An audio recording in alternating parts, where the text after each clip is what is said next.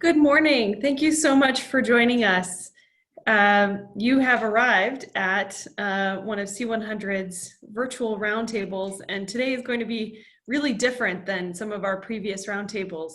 And so I just see you all joining. I'm just going to welcome you for the next few minutes, and we will kick off at 9:05 or 12:05 Eastern Time as usual. You are currently muted. Your video is off. But in a few moments, we actually are going to have an option for you to share your video because today's session is much more interactive. And so we're looking forward to seeing you all and hearing all of your comments live. Again, we'll just wait a few minutes to let everyone join.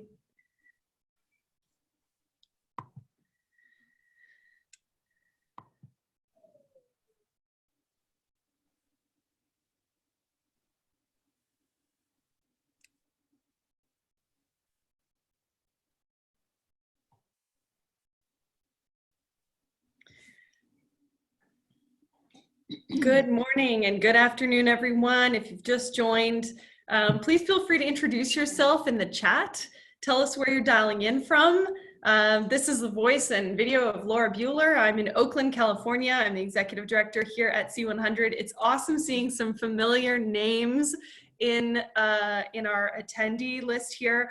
You've noticed that you've joined and you're automatically muted and not on video, but we are promoting you all so that you will have the option to open up your video. We want today to be really interactive, and we've got a nice intimate group size here. So in the meantime, please introduce yourself in the chat. We'll kick off at 5 minutes after the hour. And thank you so much for spending your morning with us.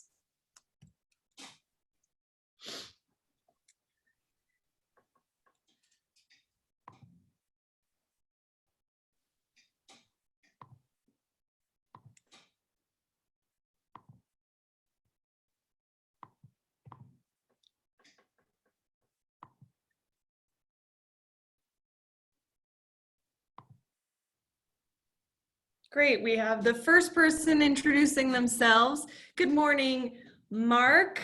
Mark Sochin, great to see some familiar faces there, one of our charter members based down in Gilroy. Everyone who's just joined, please do introduce yourself in the chat and tell us where you're calling in from. We have a super geographically dispersed group today, and it is really exciting to see how we're all able to connect digitally. So please do introduce yourself in the chat. Again, thanks for joining. We're going to get started in 2 minutes.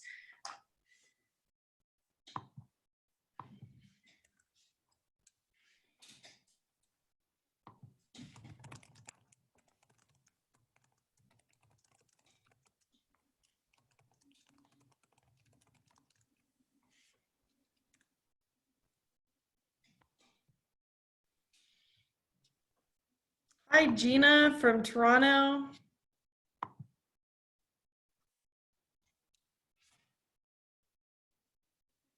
Good stuff. Osama, hello. Osama calling in from Menlo Park, one of our charter members. Jonathan, Bay Area. Joe from Redwood City. Hi, Joe. I'm so glad you joined us.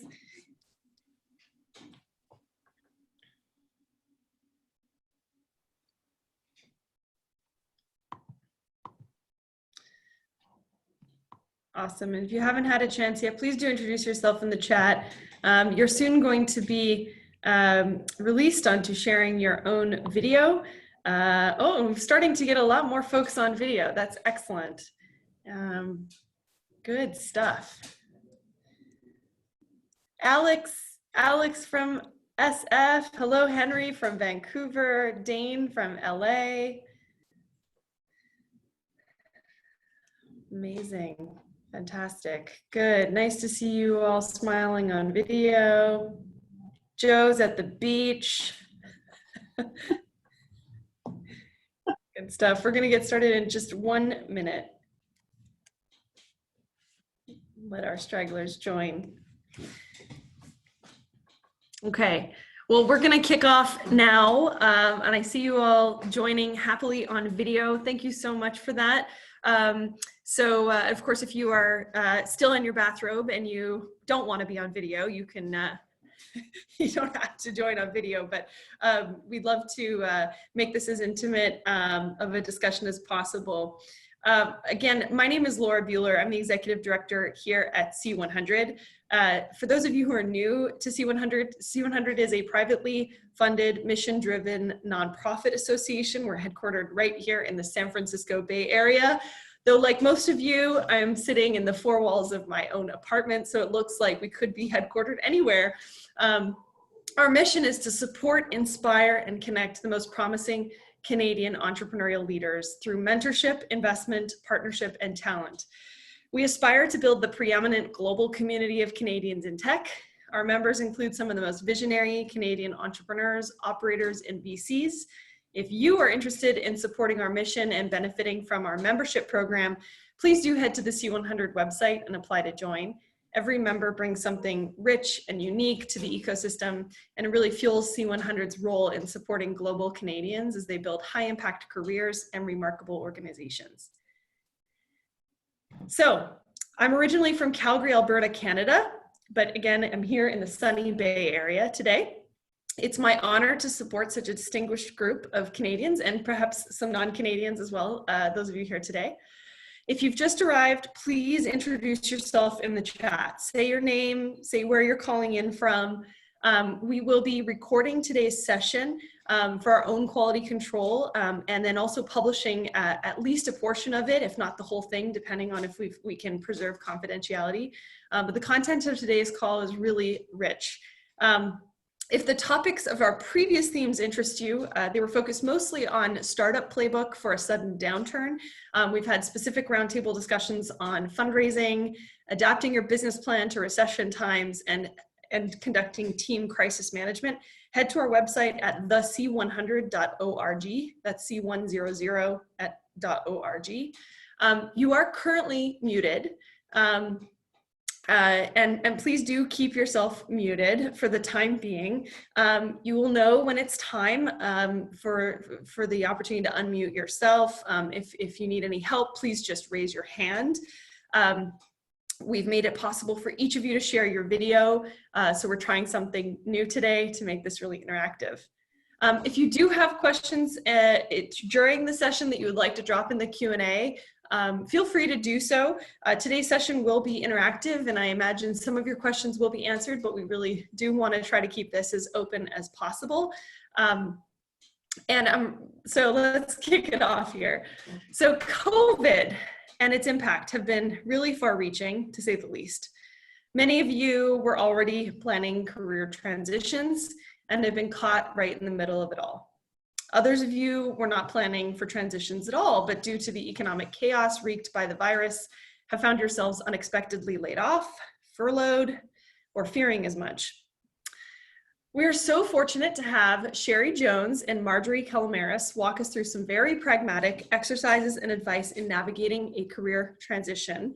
We've invited them each here today specifically for their expertise, and I'll give a little bit of background on them before I have them introduce themselves. Sherry Hatch-Jones is a marketing executive and leadership coach. She works to transform businesses and leadership teams, mostly in the Bay Area. Sherry brings over 25 years of senior business leadership and coaching experience, leading teams at companies such as Stitch Fix, Levi's, ExoJet, and formerly at Bain & Company. She grew up in Toronto, Canada, and is actually the co-chair of the C100 Board of Directors. Marjorie Calamaris is a senior tech recruiter and career strategist. She spent the bulk of her career at LinkedIn in recruiting and is an expert on the platform, which she'll be sharing more with us today. Today, she's at Optimizely, which is an Andreessen Horowitz-backed Series D company, a Brazilian-American, New York City native. She has lived as an expat in Ireland and is now based in the Netherlands. So without further ado, I'd love to pass it over to Sherry Hatch-Jones, our co-chair and executive coach leading us today. Sherry. Hi, everybody. It's such a pleasure to be with you all today. First I just want to give a shout out for the C100 and, the way that Laura and the team brings people together has been really inspiring over this time. So we're really excited that you decided to take time out of your day today to focus on something really important, which is you and in your career. I think as we've gone through this time, all of us have sort of pivoted to doing and a lot of action. And for many of us, this isn't a pause at all. This is a time of work and trying to balance everything that's going on at home, manage our teams. And so it's really important that you took the time today to join us and think about yourself. So we're going to jump in. We've got 50 minutes of really rich content. Marjorie and I could spend the entire day talking about this topic. So we're going to give you a little bit of a snippet, an overview, and then you'll hear at the end of the call, both Marjorie and myself, just as our gift to the community, are going to offer each of you just a one-on-one, just to check in with us if you want to continue to explore this topic. But as Laura said, my background is in brand and in marketing, and I come to leadership coaching with that kind of frame of mind. And so we're going to walk you through today a way of thinking about yourself, the way that we would think about, taking a product to market, thinking about ourselves, how we sort of like position ourselves and then go to market. And I'm going to focus on that upfront part around brand and positioning.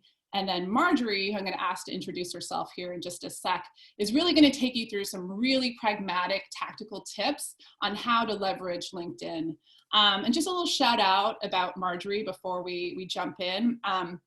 Marjorie is a fantastic coach, and I asked her to work with us because she really understands both being on both sides as a recruiter, as someone who's worked in tech, and someone who knows platforms like LinkedIn like the back of her hand. So she's my go-to when I have clients who need this kind of support. So we're really lucky to have her today. So say hi, Marjorie. Hello, everyone. Thank you, Sherry and Lauren, to the C100 for having me. I'm excited to talk a little bit about LinkedIn, networking on LinkedIn during this time, and hopefully provide some helpful tips. Awesome. And I want to underline too, just from the folks who are on the call today, and just what I see in my practice, it doesn't matter at what point you are in your career, whether you're a senior, you're in the C-suite, or whether you're just starting out or a rising executive, it's always a time to pull up and take stock of where you are.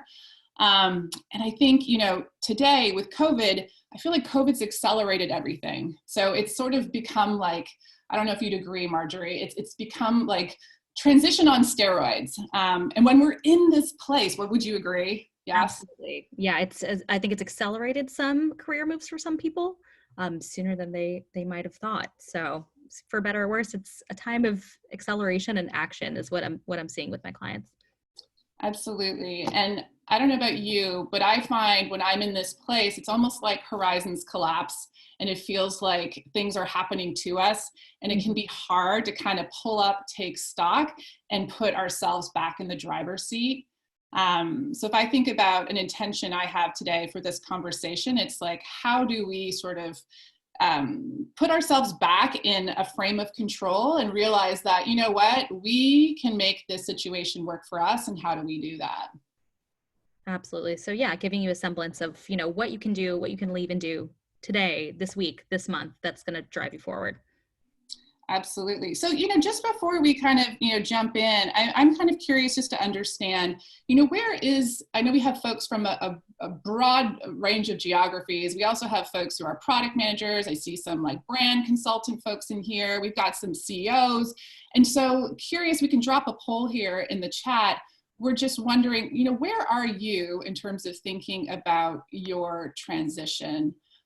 It'll come up here in a second, and we can just have people, oh, here we go. Ooh, look at this fancy poll.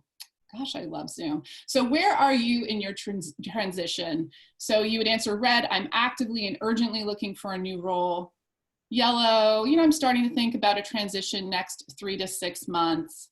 And green, I'm employed and I'm curious about options, but not looking to transition right now. And I would add to that too, or I might be an executive who's leading a team who just wants to understand how to be supportive to their team. That would also be green. So just take a second if folks could just, ring in here where they are.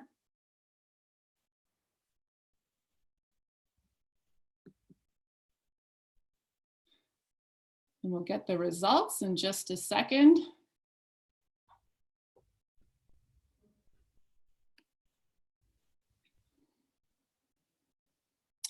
And as we're kind of, waiting for this to come up, something that, words that I kind of live by, Marjorie, I'm curious if you do too, as a marketer, we always used to use, Rahm Emanuel's, Mayor of Chicago's very famous line, never waste a crisis, right? Never allow a crisis to go by without really using it to your advantage, because it provides an opportunity to unpack and question all the assumptions that you have before.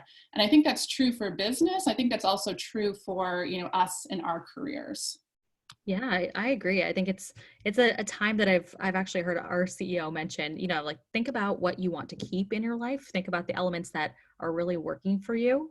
Think about what's not working, right? What you want to reinvent. I think I don't want to downplay, it's a difficult time for a lot of people, but I think it's also a really beautiful time of reinvention. And I think there's people starting businesses who never thought they would. Like so many exciting things I think are going to come out of this time too.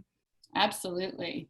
Oh, wow. So we got the poll results up here. So we've got about 43%, just under half of folks are really starting to look right now for a new transition. And about 36% are, time horizon of about next 3 to 6 months. So that's great. That gives us an idea in terms of where you all are. So, as we kind of jump in, as I think about this exercise, we're going to start with some fun positioning work. And I mentioned I came to coaching from the world of marketing. And when I made the choice to make this move, I found that a lot of the similarities of what you would do to take a product to market were very true of what you do when you work with clients to help them around their own journey. And I think often, when my younger years, when I was sort of in transitions, I would immediately pivot to doing, right? You're suddenly looking for all the companies you should apply for. You're instantly, trying to figure out who and you go. You almost act first and consider later. I don't know if that's true for you, Marjorie. Mm-hmm. And once I started to think about it as, more of think of myself as more of a company or a product that I wanted to take to market. One, it allowed me to relax and sort of take a deep breath, right? And get some distance and to start to think about it strategically. So, the first exercise we want to do with you all is to first take a moment and consider yourself as a brand. And one of my favorite taglines of all time is Nike. So and I'm sure you all could say that. I mean, in fact, I'm sure someone will drop it in the chat before I even finish saying it. But Nike's whole campaign around the fact that, you are an athlete. If you have a body, you are an athlete, which I love because it's so empowering and it puts power in your hands as you think about yourself that way. I think about the same thing when I talk about careers, that you are an entrepreneur, you are your own company, you are the CEO of your own career and life. You are fully empowered to design what that looks like for yourself. And when we kind of take that position, it opens up a whole bunch of creativity that might otherwise not come forward when we are so personalizing it. So that's sort of the first thing that I usually sort of start with my clients. And, I'm thinking about all the companies out there, right, that are working with their teams to figure out, how to be and how to act in this time of COVID. And I guess I would invite everyone here to kind of do a similar kind of SWOT analysis that you would do if you were running a function at a company. And, as you look at all the books and things that have been written about career transitions, there's a bazillion of them. One that I thought we could use as a model today, Marjorie, because I know of your experience with LinkedIn, is Reid Hoffman's The Startup of You. Mm-hmm. Give me a 1 in the chat if you have had a chance to read Reid Hoffman's work on Startup of You. It's fantastic. I love it because it's a very pragmatic guide that really cuts to the chase around how to think about your career. I'm assuming you've read it, right, Marjorie? I have, yeah. And LinkedIn really introduced me to this idea of, your personal brand, not being so much of a term that something to shy away from or something that needs to be forced or stuffy, but it's really something that's malleable. And I think that's the beauty of it. You can make it what is an accurate reflection of you and what you want to be sharing with the world in terms of values as well. Not only skill set, right, accomplishments, experience, but also the values that are important to you. So, but yes, I have read it. I think it's a great place to start. You weren't allowed to say no. I would have coughed as you said that over you. Well, so yes, I totally agree with that. And what I love about it too is that it's so pragmatic, right? And I think a lot in my coaching work, I really try to ground people in business and business concepts. And why I love his framework is because it builds on everything that we have already learned as executives to think about ourselves. So we're going to do a little exercise, folks, for you out in Zoom land. If you have a piece of paper, grab it. If you don't, that's okay. You can do this afterwards. We're not going to have time to do all of this today, but want to give you the tools to start to dig in. So the model we're going to use is this model of taking your own inventory to arrive at your own positioning statement. So again, if we're thinking about ourselves as a product or a company or a brand, what would be the building blocks that would go into that to help us arrive at our unique value proposition, or our USP, our unique selling proposition? So as you think about taking your own self-inventory, you want to think about it in 3 key building blocks. The first of which would be assets. And if you want to sort of draw it on your page, I don't know if you can see this. Look at my awesome Sharpies. Can you see that, Marjorie? Looking good. All right, sweet. So you would have a circle that has assets. You would have a circle that would be aspirations, and then you'd have a circle that is market context. So those are the 3 pillars that we'd be looking at. And we would start to think methodically about ourselves and how we line up in each of these buckets, with the whole idea of like the magic of Venn diagrams, that the magic lies somewhere in between that overlapping area. So on assets, we've got hard and we've got soft assets, right? So hard assets would be, let's start there. So if you look at assets, and you can start drawing on your paper if you have one. If not, just make a mental note, maybe take notes on your phone. But as you think about your assets, there's hard assets and there's soft assets. And I mean, drop in the chat, folks, like what would be some hard assets that you have gained in your own career? For me, if I'm thinking about marketing, it would be performance marketing. It would be growth marketing. It'd be about how I run campaigns. It would be how I do positioning. If it was coaching, it'd be all the clinical skills that I've gained. It would be my MBA. What would be some of yours, Marjorie? Yeah, absolutely. So for tech recruiting, relationship building is huge, right? Just commercial acumen, business understanding, negotiation skills, I would say, a lot around the candidate funnel and those ratios and metrics as well. So I'd say those are some of my hard and soft combined. Yeah. Absolutely. And you mentioned some great soft ones too. And it's funny, we often think when we're starting to transition and even pivoting, and we tend to overweight the hard skills. And I'd say maybe you'd agree, but I feel like every recruiter that I've worked with, yes, the hard skills are important, but they're kind of table stakes. Absolutely. Yeah. And I would say the main differentiator is it comes down to soft skills, 8 or 9 times out of 10, of course, depending on the area of the business you're interviewing in, but absolutely. I think soft skills are widely underappreciated. Yeah, and we tend to undercut them in ourselves, right? Although, when I ask clients about, what are the types of teams they want to work with and what's really important for them in finding their next opportunity, it's all about the soft skills. So great leadership, strong values, relationship building, as you mentioned, all the things that go into, making you the unique person that you are, the experiences that you've had, for example, the fact that you've had international experience and worked in different markets. These are all really, really critical. And it's sometimes something that we tend to undervalue as we're taking our own inventory. Absolutely. Even something as seemingly small, in quotation marks, as self-awareness is a huge really asset or a skill that we look for in candidates every single day, in large matrix tech organizations, in smaller startups, scale-ups. So definitely it's something that we assess for and, recruit based on.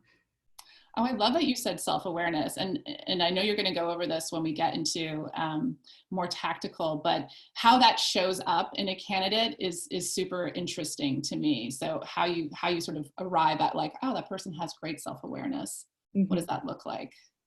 It's interesting. It's a fun conversation to have. A lot of different ways you could dice it, I guess.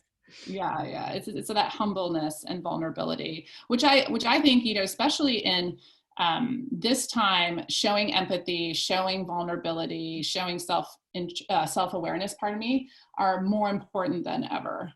Oh, absolutely. And it's going to be a lot of the basis for things like networking on LinkedIn, right? How do you reach out at a time like this when the world, you know, is seemingly turned upside down? How can we still create those connections? Yeah, absolutely. So assets. So hopefully, you know, out there in Zoom land, you guys are starting to get a sense for what hard and soft assets look like, and maybe you're making your own list. You know, one thing I would encourage you to do as marketers, as I'm a marketer, I know we've got some folks who are marketers here on the call today, is it's a great time to do market research. We would never think of taking a product or starting a campaign to market without doing market research. And especially when we're talking about ourselves, we tend to have like huge blind spots. Like, huge. And like we said, we tend to either undervalue some qualities and maybe overvalue others. And so I would invite folks, as you're going through this inventory, it's a great time to connect with people, is pick 3, 4, maybe 5 people in your network, you know, not just your mom. My mom tells me I'm fabulous, which is great. So I like having her perspective, right? But maybe mentors or colleagues that you've worked with, and do some market research with them. Set up like a half hour and get their really real take on what they see as your hard and soft assets. I think it's a great way to connect and keep in contact with your mentors, but 2, it's super helpful as you start to think about how to position yourself and where you might want to invest in additional hard skills, for example, or soft skills. And I think this is actually this inventory a lot of candidates miss in the process, and they'll dive straight into finding the next role, right? You know, networking right away without fully understanding where they're starting from. So I think this is hugely valuable place to start. Absolutely. All right, so you've gone out, you've like done your evaluation on your assets, you've picked 3 to 5 people to have like a really good, real conversation with, and hopefully in that conversation, you focused on the areas where you're strong. That's what you want to hear, all the things that are amazing about you, as well as, you know, maybe picking up some of the areas that you'd want to skill up in. We move across to, if you're going back to your circles here, we go over to aspirations. And, you know, Marjorie, your point about that this is often a step that folks miss when they're doing this, I would agree. And I think really focusing in on your aspirations and what goes in here. I mean, certainly there are near-term goals, like perhaps it's like, hey, I'm a director. I really want to move up to senior director, and I want to find the next position to do that.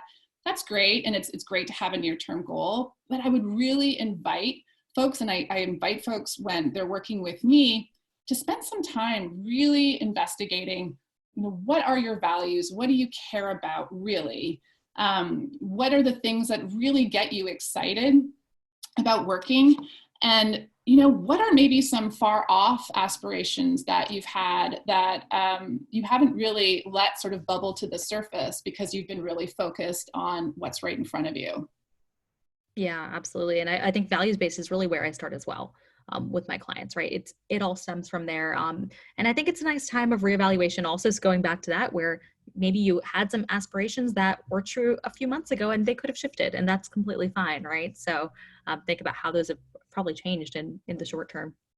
Such a good point. And we're at a time when so much is changing and so much is uncertain, and values are shifting, and what was maybe important to us 3 or 4 months ago may not be as important now. And so again, this is something that I do with myself every 6 months, just to check in and see, you know, where I'm feeling. And when I say to like clients, okay, tell me what your values are, often they're like, whoa, that's a big question. What the heck am I supposed to do with that? So, some ways to get at this is to think about both within values as well as, aspirations in general, is just like write down, what are the things that that you really care about, and maybe that you value in other people, right? Leaders that you've worked with or colleagues. What totally drives you nuts? Like what drives you crazy is often a way to really figure out what are the things that you don't really want. And to again, like talk with, some of your mentors or your partner or whoever that you're quarantined with around what you kind of like dream about. If we were, I would say, if wishes were fishes and we were, sitting around like 5 years from now, what would that look like? What have you been dreaming about and not necessarily letting come to the fore because other things have stopped you in the past? This is a time of disruption, and we'll talk about career tracks, but it's also time for creating, potentially starting something on your own. All bets are off. Anything is possible. So make it big. All right, so aspirations, hopefully that's been, you guys get that. That is a great question, and I think we'll get to that in the Q&A. The youngest member of the C100. I know, the youngest member of the C100 team. This is such a special time because we're getting to see people in real human environments. But like, I'm broadcasting from my bedroom. I would never do this otherwise, but I have nowhere else to go. So aspirations, you've had a chance to do that, and you can make this fun too. When I work with my clients, we often do things in a creative way, collaging, dream big. So much other pressures in your life are going to make you scale this down and make it smaller. This is a chance to like make it big. And then the last piece is market context, right? So in any, again, you're taking your product to market, you're thinking about what that looks like. Obviously, you're releasing it in a context, a market that is dynamic, that is shifting all the time. And again, what may have been true 3 to 6 months ago may not be true or may be changing now. And I'll just give you an example. I remember, when I was at Levi's, I was very much a dyed-in-the-wool brand marketer. And as I looked at making my shift and my transition, it was like, wow, data is becoming so much more important. We're going from the era where marketing was almost like being a film producer. You make big, beautiful, bold TV campaigns, to what does it look like to be much more data focused, personalized. And so how did I shift into that where the market was going to go? And so having a view to where it is now, as well as where your industry is going, is helpful to think about how you uniquely fit into that changing dynamic. To use like a hockey analogy, because we're all Canadians, but it's like the Wayne Gretzky quote around like skate to where the puck is going to be, right? And try to anticipate both by talking to leaders in the marketplace, doing reading. I mean, it's a great opportunity during this time to start to connect with thought leaders and to figure out about how your market context is changing. You're nodding, Marjorie, so I'm guessing that you're agreeing. Nodding. I definitely agree with everything you say, Sherry, today. Well, that's good. But I don't want you, actually, if you do disagree, obviously call me out. But the whole thing is, so we've mixed this up, right? This is the recipe. We've put it together. What are we cooking in the kitchen? And the whole down arrow of this is to get you to a point where you have a really clear view of what your unique positioning is. So again, just as we're thinking about like a brand, a campaign, a product, we want to get to whatever the down arrow is around your unique value proposition. And why this is important is, I find, when I was hiring people, I found the candidates, and I would love to hear your perspective, who were the most dialed in terms of who they were, where they were positioned and how they fit into my particular context, were the ones that I wanted to bring on. And once you're really clear and sure in that, this is why this work's so important. It dovetails into everything. There's actually, yeah, there's no substitute for knowing yourself, right? And really understanding what you bring to the table, not only what your strengths are, but what the gaps are. Like that's not a bad thing to know, right? And be very open with and honest about, and maybe don't lead with that, right? But always leading with enthusiasm for where you're going. But there's really no substitute for that. And you can tell, you can see the difference in candidates of the ones that come like more dialed in, so to speak, and who've really done the work on themselves and that values work. Like there's no comparison, especially when you're asking questions on the fly, digging in deeper. It really becomes pretty apparent.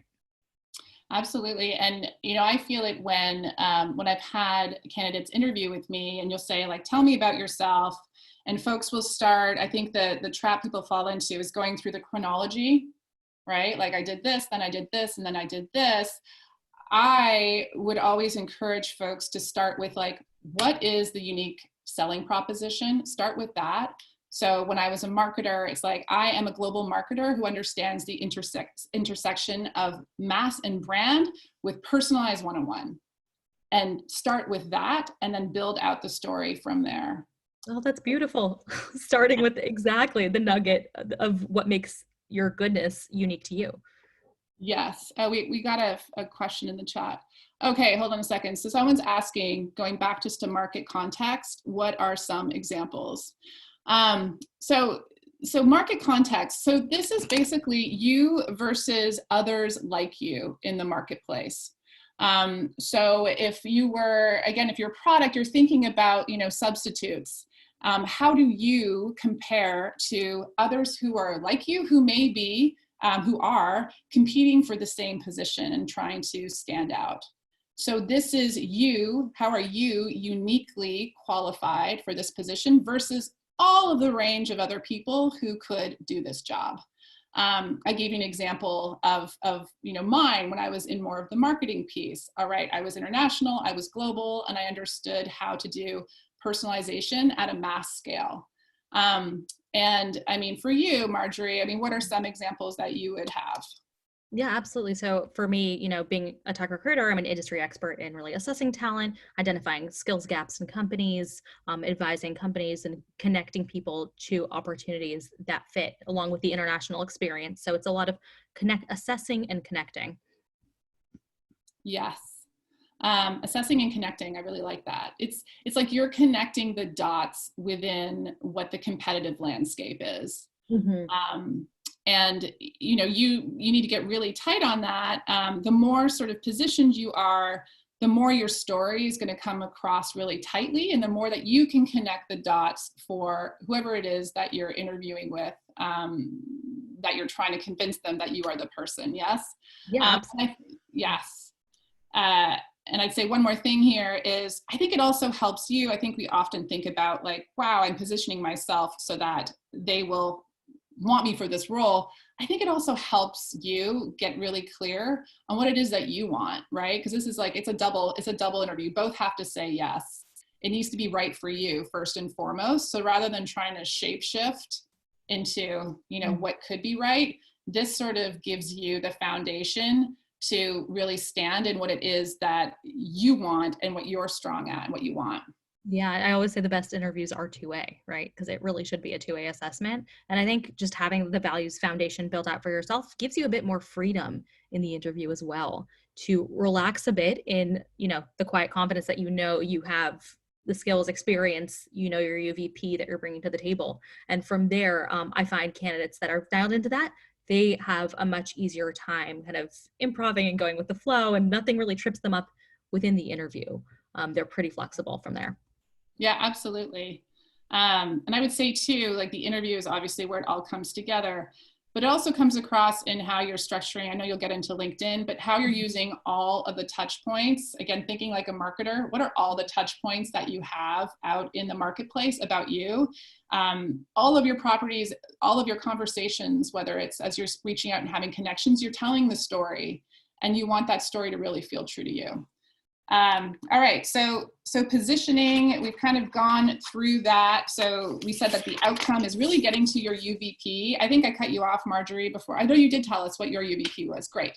Why don't we shift now into more of the tactical and talk about, you know, how to really take this to market.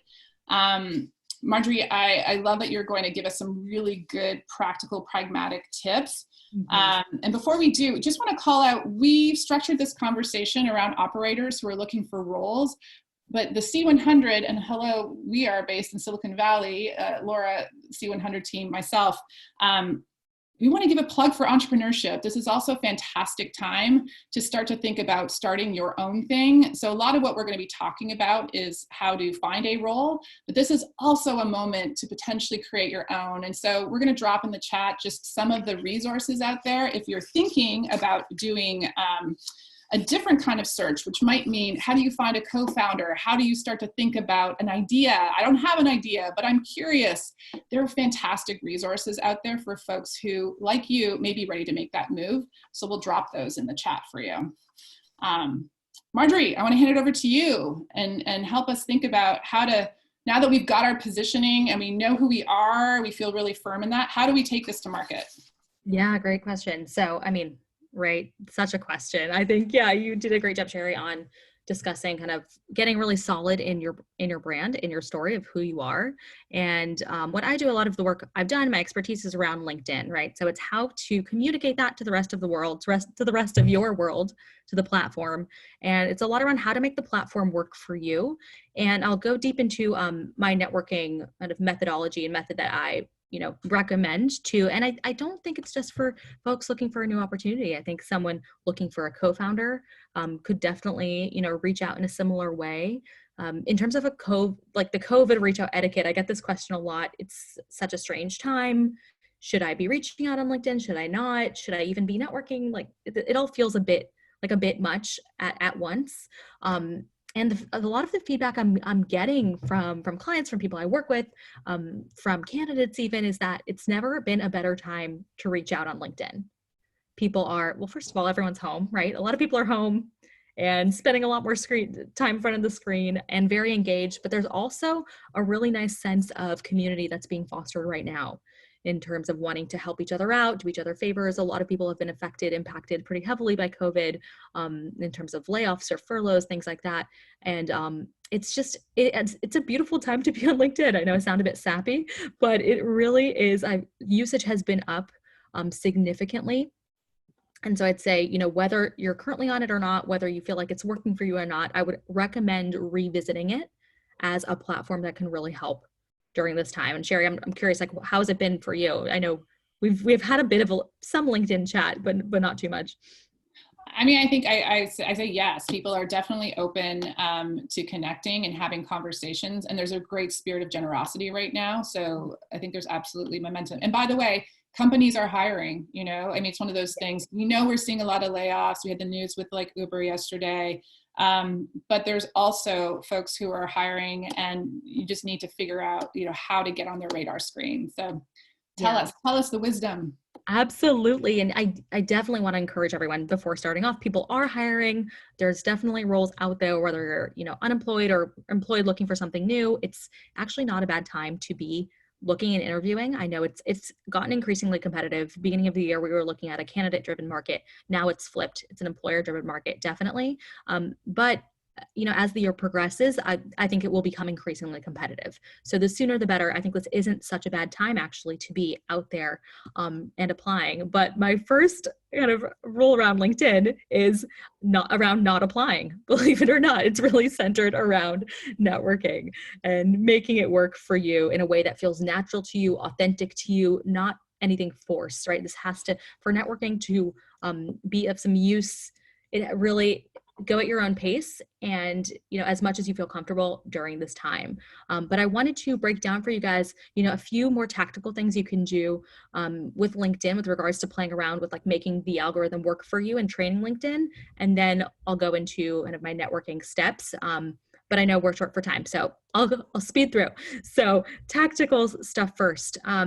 So in terms of optimizing your profile, you definitely, like Sherry was saying, all your activity on LinkedIn is kind of marked as part of your professional brand on there. So everything you like, share, post is actually part of your profile. So something just to be mindful of, like, what do I want to be liking and contributing to? What kind of conversations do I want to be in these days is something to think about, definitely.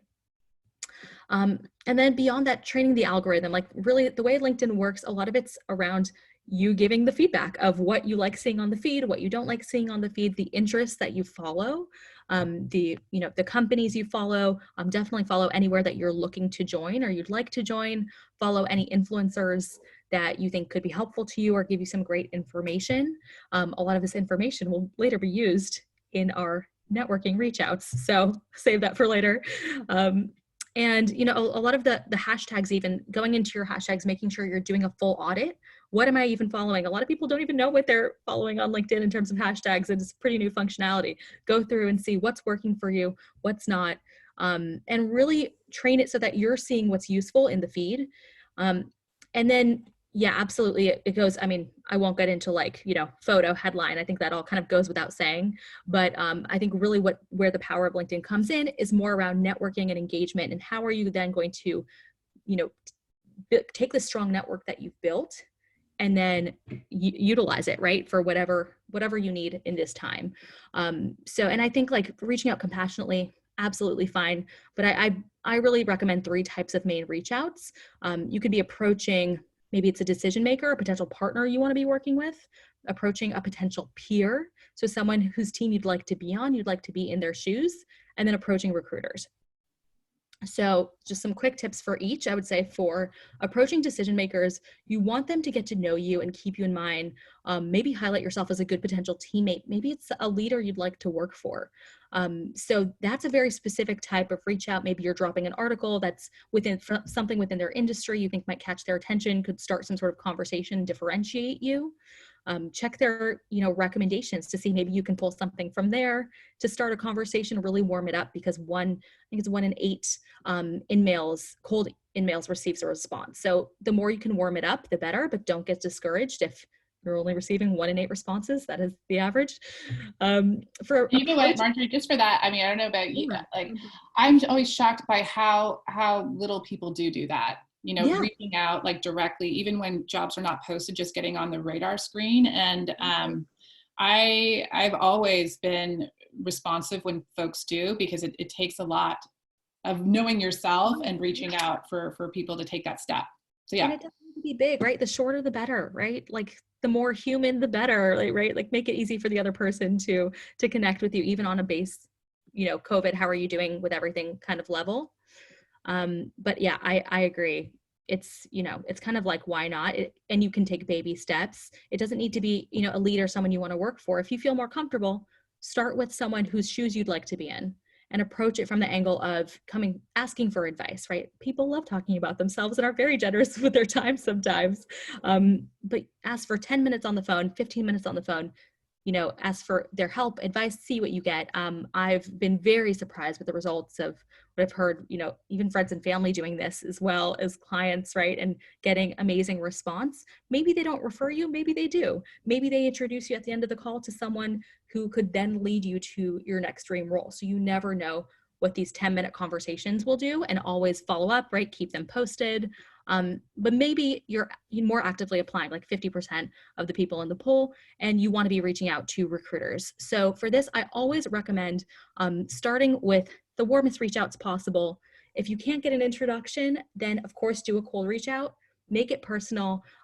Show the recruiter you've researched their company, you've researched them as a person, as a human, their brand on LinkedIn, and drop in 3 points, 3 bullets why you'd be a great addition, why you'd be the one to fill that role, your contact info, but don't be afraid to keep it human with recruiters as well. So yeah, and these calls, some people call them informational interviews. I think that's a bit formal and stuffy, right? I think it could be 10, 15 minutes getting to know someone on the other end of the Zoom, of, the call, and building rapport, asking about themselves, their lives, asking for advice, a recommendation of someone else to speak to, and see what the results are. I feel like especially these days, people are being very generous, and it's again, like Sherry mentioned, I think you mentioned before, the work you do now, it's a good time to start investing. It really pays back in dividends down the line. That's great.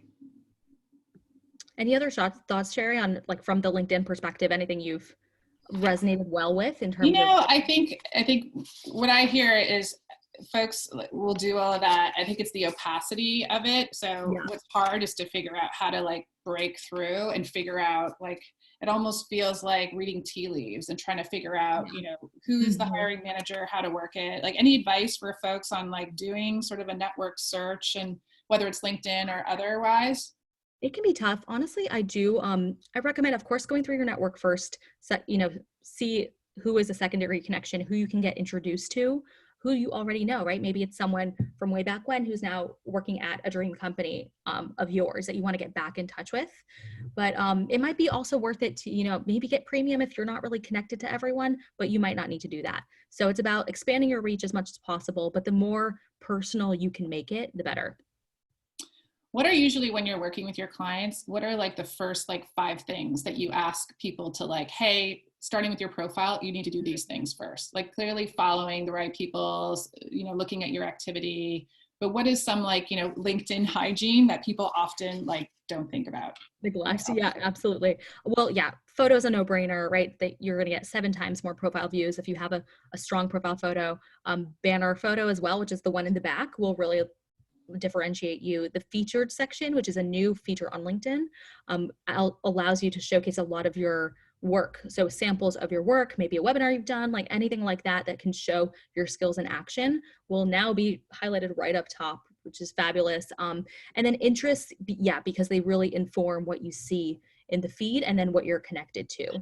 And then a lot of the job alerts and the jobs that you're then recommended for come from the keywords in your profile.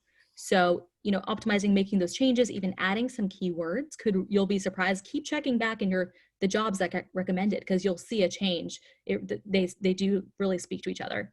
Yeah, great. And we've got this, Mike's putting in the chat, which I totally agree. I mean, alumni, whether it's alumni from your schools, as also alumni from your places of work. So a lot of companies will have like great alumni networks as well, who are always happy to take your call. A plug for C100 too, thinking about those communities that will always be happy to take your call, and figuring out, what those are, what works for you.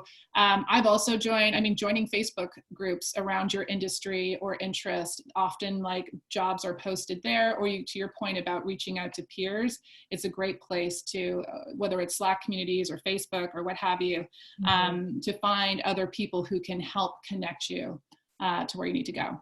Yeah, absolutely. Get creative, right? Like even Facebook groups, like you're saying, Slack groups could be really great connection hubs. So I would say start with alumni. That was a great point from Mike. Start with alums, right? Work in school, then go to warm outreach, any introductions you can get, and then last cold outreach. And then last apply if you really have no in to the company at all. Yes. We're coming up on the end. We want to leave some time for questions. Before we go to questions, I just wanted to say too, at the top of the call, Marjorie and I said that as something as a gift to C100, we are willing to do a 40-minute one-on-one. So if you want to get deeper, we gave you kind of like a taste or a teaser of how we approach this. But of course, every individual, every story is unique. So we'll be dropping our contact details here in the chat, and feel free to reach out to us to find some time where we can dig in a little bit more about you personally. So that's that. And so we want to open up for questions. What burning questions are out there that folks have, or insights that you want to share? Is applying on LinkedIn essentially a low-level activity? Great question. Yes, I would say just because of volume these days, especially, you want to come in from a warm introduction as much as possible. And you want to be spending your time on activities that will, definitely you'll be benefiting from. So absolutely low-level activity. But it can be a great way to get into a company if you have no connection. And I do look through every single application I get. So in larger, more matrixed organizations, you'll be put through scanners most likely, or no, recruiters won't really get to it. But in smaller startup scale-ups, there's more of a chance. Yeah, I almost look at it as it's awareness about what jobs are out there that you then take your own network strategy to get there. Absolutely. It's really informs a lot of your research and then your networking. So folks, I'd actually invite everyone now, if you don't have background noise, to take yourselves off mute. You do have that capability, and we'll just get some direct questions going here. And maybe we'll start with you, Mike Garnett. It looks like you've got a comment or a question. If anyone else does too, please go ahead and unmute yourself. We'll do our best to kind of triage. Normally we relegate people to the chat function here, but we have an intimate group and would love to meet you. Mm-hmm. Yeah, Mike's point about if you have relationships with, accelerators, incubators, VCs, obviously, work those. There are companies, startups that are literally growing like crazy right now, particularly in whether it's health tech, e-commerce, logistics, telehealth, telelearning. Absolutely. People are hiring. I know someone who got an offer yesterday, right? So it's real. Are you guys able to hear me? Yes. Oh, perfect. I was trying to figure out about that. Yeah, one of the things I really like is just the whole concept of like adding more value into a community. And so if you can provide value in any which way, you'll be able to sort of stand out. It might not necessarily be for right now, but it could be for as things are turning and getting better. But I do find that incubators and accelerators, because I'm on the recruitment side, like I'm trying to bring people in for my own startup, and so I'm looking for those kinds of people that are sort of doing unique ways to sort of stand out. And so whether it's through the accelerators and some of the group members within the C100 or whatever communities are out there, just adding some value and sort of making a name for yourself, and then sort of having and creating those sort of relationships from there, and then pushing that back. So it's that's kind of one of the things that that's really stood out to me for people that are trying to join up with us. Cool. Thank you, Mike. We've got time for probably one more question. Does anyone have any questions for either Marjorie or Sherry?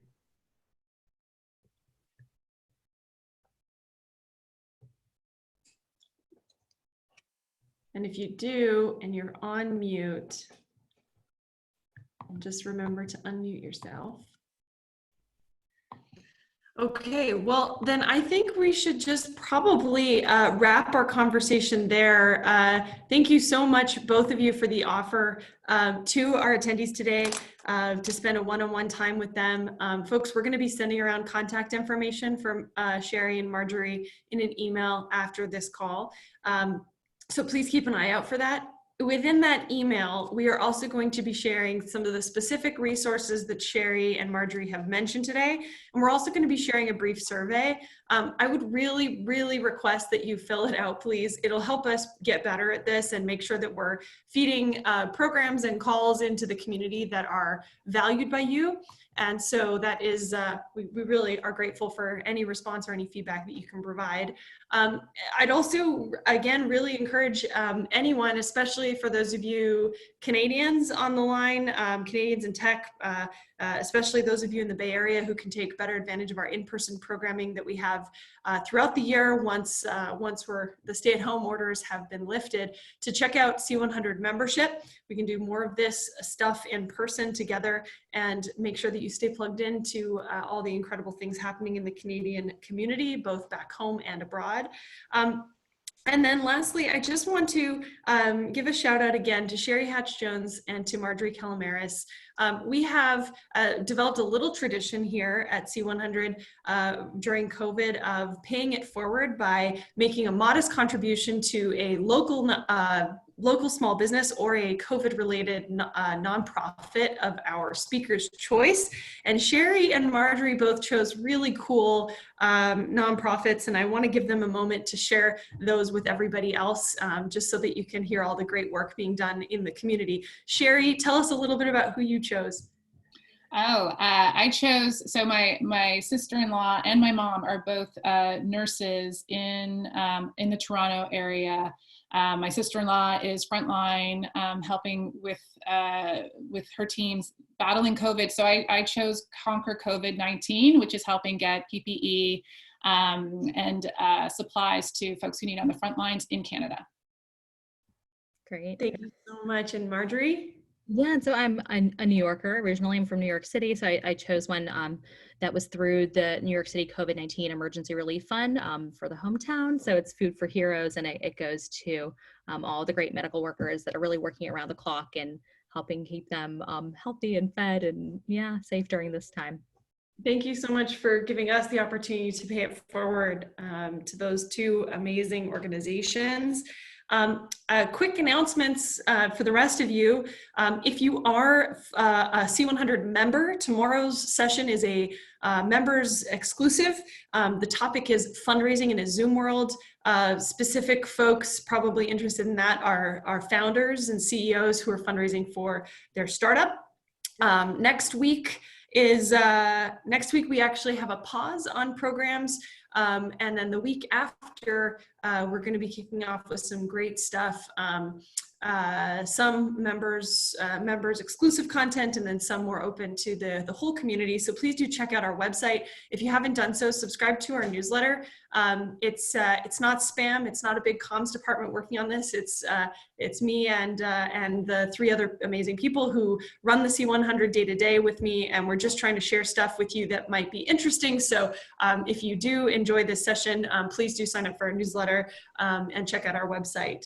In the meantime, hearts and hugs out to everybody in your home, in your city, wherever you're dialing in from. Wishing you health and peace and calm and strategic wisdom as you map out this amazing exercise that Sherry and Marjorie have walked us through. Thanks all for spending an hour with us, and I wish you all a great week. Thank you.